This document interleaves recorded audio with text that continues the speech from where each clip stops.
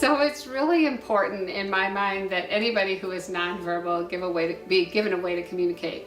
And you cannot learn how to communicate if you're verbal, nonverbal, or in between, unless somebody models language for you. So it's really easy for us to think of a deaf person learning language. It's just like, of course, somebody's going to sign to them while they're talking, and then they're going to learn to sign back, and that's how they learn language.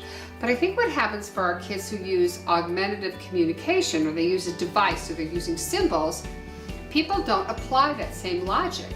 And they put the device in front of the kiddo and they think, wow, they should just be able to use it. And the reality is, how are they supposed to, in their brain, think of a word they want to say, imagine what the symbol would be to represent that, and then figure out where to find it if nobody has modeled it.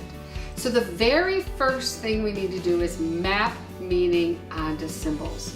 Those symbols don't mean anything all on their own, but when we map the meaning onto them we pick the child up and we point to the up symbol, or they're hungry and they're crying, we go, oh, you're so sad, you must be hungry, and we point to the symbol for hungry. Now all of a sudden, what they're feeling on the inside gets mapped onto the symbol, and they can begin to see, oh my gosh, it's kind of like that Helen Keller wah-wah moment, when Annie Sullivan is spelling water into her hand, and she has this moment where she goes, oh my gosh, those letters mean a word.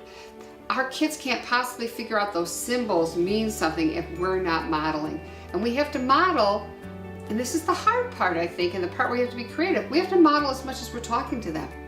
As we talk to them, we should be modeling. That's why I say put plastic grids around your house. Don't have to worry about carrying the device everywhere.